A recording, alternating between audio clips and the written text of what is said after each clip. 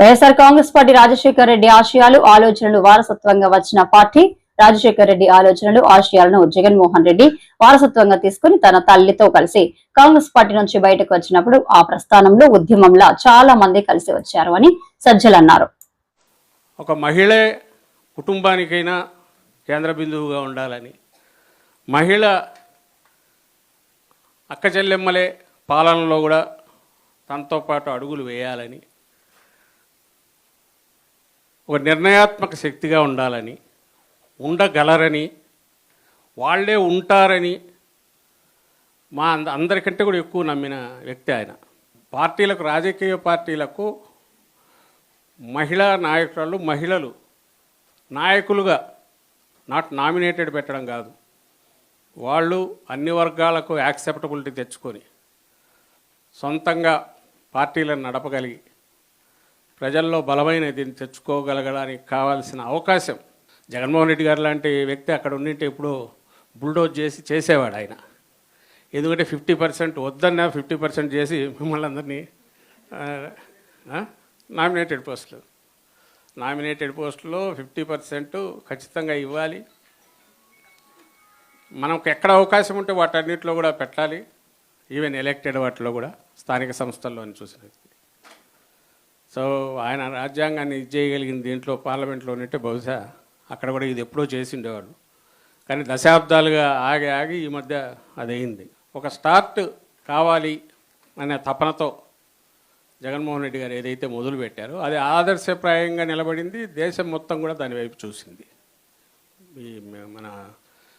మనం యాక్ట్ చేసి ఏమంటాం 50% రిజర్వేషన్ కంపల్సరీ చేసుకున్నది ఏదైతే. సో ఇప్పుడు అందుకే మనకు ఏ స్టేజ్ మీద చూసినా మొత్తం మహిళలే సుమారు కనిపించేవాళ్ళు ప్రోటోకాల్ ప్రకారం. మగాళ్ళ కోసం వెతుక్కోవాల్సి వచ్చేది ఎక్కడున్నారు. బట్ నేనేమంటున్నానంటే పార్టీకి అవసరం ఏది అనేది ఒకటి చెప్పదలుచుకున్నా. పార్టీకి ఏది అవసరం అంటే పూర్తి జవసత్వాలతో డైనమిక్గా పార్టీ ముందుకు కదలాలి. ఆ కదలాలంటే ఇంతకుముందు అన్నట్టు దీంట్లో సగం మొత్తం ఓటర్లలో సగము కుటుంబాలని డిపెండ్ అయింది మహిళా శక్తి. అలాగే అన్ని వర్గాలకు అతీతంగా ఉండేది యూత్ ఒకరు ఉంటారు ఖచ్చితంగా. ఈ యూత్, మహిళలు, యువకులు, మహిళలు వీళ్ళు దాదాపు అన్ని సెక్షన్స్కి వచ్చేస్తారు. అంటే కింది వరకు, గ్రామ స్థాయి వరకు. అదేమో ఎనర్జీ, ఇదేమో బ్యాలెన్స్డ్ అప్రోచ్. యువత అనేసరికి మహిళలు కూడా ఉంటారు, యంగ్ లేడీస్ ఉంటారు. వాళ్ళను ఎంకరేజ్ చేయాలి, తీసుకురావాలి.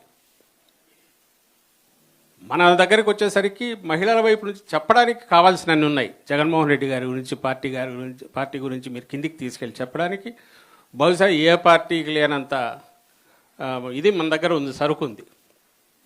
ఓన్లీ థింగ్ దాన్ని కరెక్ట్ తీసుకెళ్ళాలి, గుర్తు చేయాలి. దాంతోపాటు ఆయన కోరుకున్నట్టు ఎప్పుడు ఈ సమస్యలు వచ్చినప్పుడు మనం పక్కన ఉండాలి. నాయకత్వ లక్షణాలు ఉండేవాళ్లను ఎవ్వరూ ఆపలేరు. చొరవ చూపి మీ అంతటా మీరు రండి. వాళ్ళని ఎంకరేజ్ చేయడానికి జగన్మోహన్ రెడ్డి గారు ఎప్పుడు సిద్ధంగా ఉంటారు. మహిళలంటే మరింత పెద్దపీట వేస్తారు. ఎంతమంది కన్నా ఎక్కువ మంది వాళ్ళంతటా వాళ్ళ నాయకులుగా ఎదిగితే అంత ఆనందపడే వాళ్ళలో తొలి వ్యక్తి జగన్మోహన్ రెడ్డి గారే. ఏది ఎలక్టెడ్ వీటికి కూడా మీరు ఎక్కడున్నా 10 మంది కలిస్తే 10 మంది కలవండి, వెళ్తే 10 మంది వెళ్ళండి. దాని వాయిస్ గట్టిగా వస్తుంది. మనం ఒకరు ఫేస్ చేయాల్సిన అవసరం ఉండదు. బియాండ్ దిస్ ఏదైనా జరిగితే party is with you, party is with everybody. Jaganmohan Reddy గారి దగ్గర నుంచి కింది వరకు అందరూ ఉంటారు. దానికి అవసరమైనవన్నీ ఉన్నాయి. అవి రావాలా, సమస్యలు తెచ్చుకోవాలని కూడా నేను అనట్లా. ఎందుకంటే అవతలవాడు మూర్ఖంగా టెర్రరైజ్ చేస్తున్నప్పుడు మనము దానికే పోవాల్సిన అవసరం ఏం లేదు.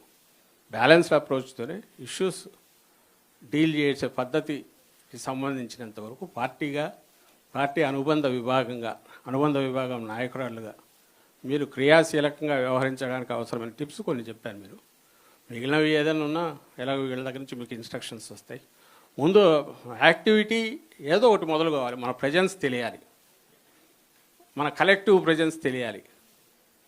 పైనుంచి వచ్చిన ఇన్స్ట్రక్షన్స్ కోసం వెయిట్ చేయడం కాకుండా మీకు మీరు కూడా ఏర్పాట్లు చేసి అక్కడున్న పరిస్థితులను బట్టి ఇది చేయండి. వాటన్నిటిని హెడ్ ఆఫీస్కి ఇక్కడ కూడా సపరేట్ ఒక సెల్ పెడదాం, ఇన్ఫామ్ చేస్తుండండి ఎక్కడికెక్కడ.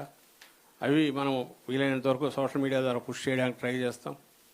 సో దట్ మిగిలిన వాళ్ళకి మోటివేషన్ కూడా ఉంటుంది చేసేసి. ఎక్కడ ఏది జరిగినా, మహిళలకు అన్యాయం జరిగినా, లేకుంటే మహిళల పట్ల ఇది జరిగినా, లేదా వాళ్ళని ఎంకరేజ్ చేయాలన్నా అది ఎక్కడంటే వైఎస్ఆర్సీపీ మహిళా విభాగం అక్కడ ఉంటుంది, వాళ్ళు ఖచ్చితంగా ఉంటారనే పేరు తెచ్చుకునే దిశగా మీరు అందరూ పనిచేయాల్సిందిగా కోరుతూ, ఆ రకంగా పార్టీని కూడా స్ట్రెంగ్థెన్ చేయాల్సిందిగా కోరుతూ సెలవు తీసుకుంటున్నాను. ఆల్ ది బెస్ట్ అమ్మా. Thank you very much.